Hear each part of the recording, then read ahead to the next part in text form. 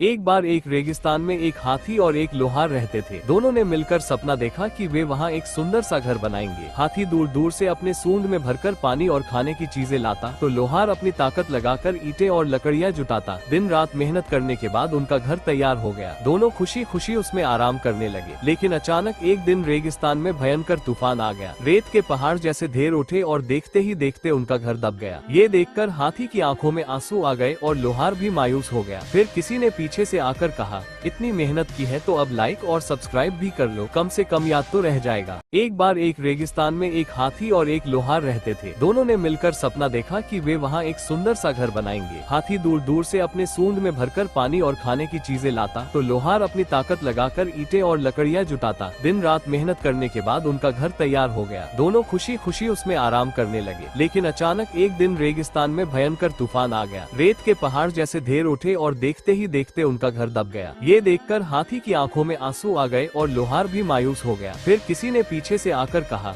इतनी मेहनत की है तो अब लाइक और सब्सक्राइब भी कर लो, कम से कम याद तो रह जाएगा। एक बार एक रेगिस्तान में एक हाथी और एक लोहार रहते थे। दोनों ने मिलकर सपना देखा कि वे वहाँ एक सुंदर सा घर बनाएंगे। हाथी दूर दूर से अपने सूंड में भरकर पानी और खाने की चीजें लाता, तो लोहार अपनी ताकत लगाकर ईंटें और लकड़ियाँ जुटाता। दिन रात मेहनत करने के बाद उनका घर तैयार हो गया। दोनों खुशी खुशी उसमें आराम करने लगे। लेकिन अचानक एक दिन रेगिस्तान में भयंकर तूफान आ गया। रेत के पहाड़ जैसे ढेर उठे और देखते ही देखते उनका घर दब गया। ये देखकर हाथी की आंखों में आंसू आ गए और लोहार भी मायूस हो गया। फिर किसी ने पीछे से आकर कहा, इतनी मेहनत की है तो अब लाइक और सब्सक्राइब भी कर लो, कम से कम याद तो रह जाएगा।